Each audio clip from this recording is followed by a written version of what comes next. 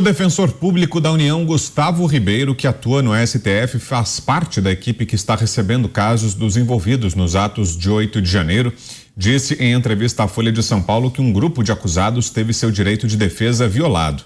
Ribeiro denunciou que parte de um grupo de 250 denunciados não teve a sustentação oral em suas defesas devido a um prazo inferior a 24 horas conferido pelo STF à Defensoria Pública. Já o advogado Cláudio Caivano disse que cerca de 100 defensores tiveram prazo para apresentar sustentação oral e cada um gravou um vídeo de 15 minutos inserindo no sistema do STF. Segundo o defensor, as gravações deveriam ser ouvidas e assistidas pelos ministros, mas isso não aconteceu porque apenas 3 minutos depois de as peças serem postadas, o relator já tinha apresentado seu voto com 24 laudas. Diante disso, mais de 50 advogados dos presos do 8 de janeiro foram ontem ao Congresso para denunciar o que chamam de ilegalidades, abusos e desvirtuamento de procedimentos e garantias constitucionais por parte do STF. Cláudio Dantas, resposta dura, né? Uma denúncia bastante forte, né? Essa feita pelos advogados. Será que ela pode ter alguma repercussão, Dantas? Ô Brown, eu conversei com o Gustavo Ribeiro e ele me explicou como está sendo esse processo de defesa daqueles que não têm condições de pagar um advogado. Então entra a Defensoria Pública. Gustavo Ribeiro atua pela Defensoria Pública junto ao STF há 16 anos e ficou muito irritado com o tratamento recebido. Ele me disse o seguinte, que na sexta-feira à noite, quase 11 da noite, a DPU foi notificada sobre o julgamento para apresentar a defesa dos réus. Só que aí você tem um final de semana e ninguém viu, inclusive, essa notificação. Foram ver justamente na segunda-feira. Na segunda-feira não tiveram tempo de subir, de fazer o upload no sistema, porque esse julgamento é no plenário virtual, de todas as sustentações orais que são gravadas. Como é que é feito isso? Eles fazem a defesa escrita, fazem a sustentação oral, gravam para cada réu, uma defesa para cada, naturalmente, e vão fazendo o upload disso no sistema. Então, assim, é impossível, humanamente impossível e tecnicamente impossível você conseguir fazer isso em poucas horas. E aí aconteceu essa infelicidade aí, né? Quer dizer, esse absurdo, esse arbítrio, melhor dizendo, você ter o julgamento dessas pessoas sem a sustentação oral delas. Então, assim, tudo que está acontecendo ali é muito grave. Inclusive, eu perguntei para o Gustavo quem são o perfil desses presos, né? Tem muitos deles que estão presos. Ele já conseguiu a soltura de vários, né? Mostrou ali que são réus primários, pessoas, senhorinha de 70 anos, que estava lá na esplanada. Tem gente que estava visitando, teve um entregador de pizza que foi preso junto lá no QG, que entregava pizza, teve o cara da pipoca. Olha, tem todo tipo. Tem gente que pegou carona porque achava que vinha passear em Brasília e que acabou preso, está preso até agora. E a grande pergunta dele, o grande questionamento dele, não é nem em relação a esse processo no atual estágio, que é o atual estágio de recebimento das denúncias. Ele diz que elas todas serão recebidas. A PGR vem fazendo denúncias com uma individualização, ainda apesar de ser contraditório, são individualizações genéricas, né? São denúncias copia e cola, copia e cola, copia e cola. Quem foi pego quebrando tem ali um enquadramento. Quem foi preso apenas na esplanada tem um outro enquadramento. Quem foi preso no QG tem outro tipo de enquadramento. E assim vão sendo feitas as denúncias da PGR. Essas denúncias vêm sendo recebidas pelo STF. E aí a gente vai entrar na segunda fase, que é a da instrução desse processo, em que de fato essa individualização, essa conduta precisa ser comprovada. E ele está ciente de que está certo, de que não haverá como fazer isso. E se pergunta, o STF vai tocar esse processo até o final? Quase 2.000 pessoas, vai julgar cada uma, vai ouvir, vai fazer oitivas com as testemunhas dessas pessoas, vai produzir, vai fazer diligências, vai pedir diligências. Como isso vai ser feito? Porque ele garante, ele nunca viu isso na vida dele, e garante que isso é impossível de ser viabilizado. E José Maria Trindade, será que esse tema também vai aparecer na CPMI, Zé? isso que os advogados apontam como atropelos nos processos, né? Essa dificuldade em fazer a defesa daqueles que foram detidos no 8 de janeiro. Será que isso também vai ser tema para a CPMI e essas denúncias feitas pelos advogados podem ser armas, combustível para a CPMI, Zé? Vai ser um debate muito importante. Olha, Vitor, eu tenho conversado aqui com advogados, né, abnegados advogados que estão fazendo a defesa desses presos, né? Eu conheci até em outros estados advogados que fazem a defesa e eles vieram aqui em Brasília e conversaram com várias autoridades, inclusive com deputados e senadores. Hoje mesmo estive no Congresso Nacional com um grupo de advogados, inclusive me mostrando o livro que retrata o que aconteceu ali no dia 8, descortina o que aconteceu no dia 8, né? E o interessante é que depois de conversar com vários setores assim, eu posso dizer que há ali uma divisão.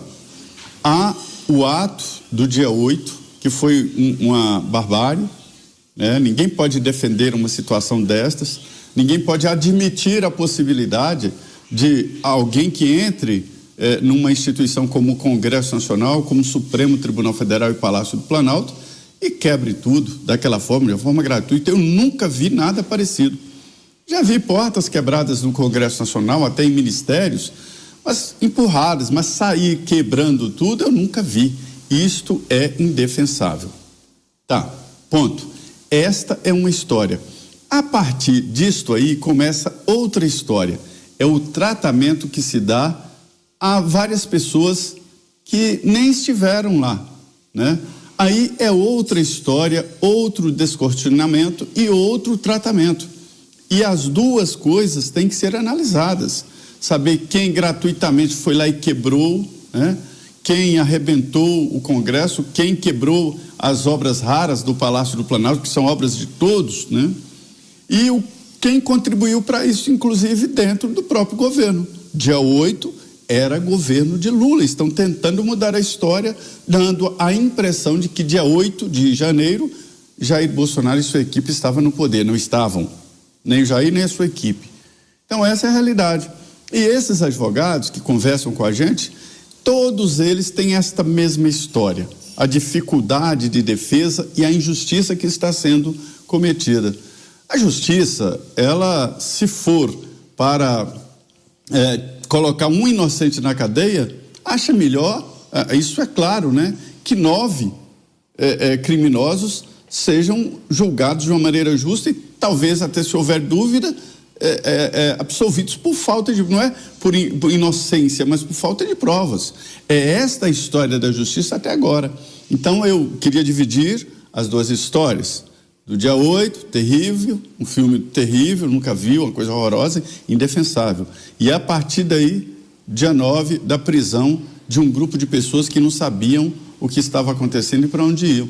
No meio tem gente que quebrou, mas tem muitos inocentes também, e é isso que precisa dividir. Pavinato.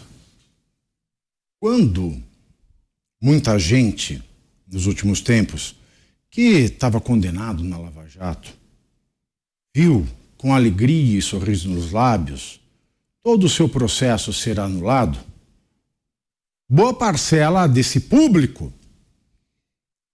teve esta felicidade em razão de um fato que sequer está previsto em lei, que é alguém que é mencionado numa delação, a ela deve-se abrir um prazo para que a sua defesa se manifeste.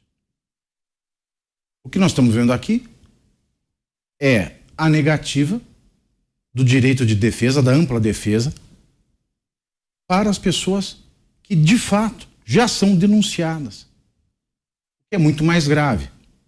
Só que lá, esse desrespeito à ampla defesa foi cometido por um juiz de primeira instância. Aqui, esta ofensa a este direito fundamental, sem o qual não existe Estado de Direito, muito menos democracia, aqui isso está acontecendo já em sede do Supremo Tribunal Federal, ou seja, essas pessoas não têm para recorrer a não ser Deus. A não ser Deus. E é por isso que eu fico me questionando toda vez que falam: vamos às ruas, precisamos ir às ruas pacificamente. Tem réu no bojo desses 800 que já estão sentados esperando a condenação? Tem réu aí que sequer existe uma só imagem dele em Brasília. E a defesa não consegue acessar o inquérito na sua inteireza. E a defesa não consegue obter essas imagens. Nós temos 1.393 perseguidos políticos. Alguns presos, outros em liberdade provisória, outros em sistemática perseguição. O que garante você a paz para deixar a tua mãe, a sua família, seus filhos, sua esposa, seu esposo, irem para as ruas para uma manifestação pacífica, se lei não há? Nós estamos vendo uma quebra abrupta, fatal, indelével, vergonhosa, autoritária do Estado Democrático de Direito e nada acontece. Os denunciados, os advogados e os representantes da defensoria, para aqueles que não têm dinheiro para arcar com a sua própria defesa, estão denunciando que essas denúncias já na origem são nulas, porque são Ctrl+C, Ctrl+V com mudança de nome e endereço e documento. E depois que nós vimos vazar um vídeo em que Flávio Dino, Jacques Wagner e a inteligência do PT estava na cena do crime e isso não foi visto pela Polícia Federal, isso nos levou à situação de que toda a investigação é nula, portanto todo o relatório é nula, as denúncias deveriam ser retiradas e pedir à Polícia Federal, por favor, terminem o inquérito direito e façam o relatório de fato final. O que nós estamos vivendo não tem nome. Não existe outra possibilidade a não ser cínico. Qualquer orientação do que o povo deve fazer, que eu der a vocês, é perigosa, mentirosa, e eu não posso fazer isso. E quem tem que fazer alguma coisa agora são os representantes eleitos, porque isso aqui é uma democracia, pelo menos no papel, exercida pelos representantes do povo. E nós temos que contar com nossos representantes. Nós somos o elo mais fraco nesse momento.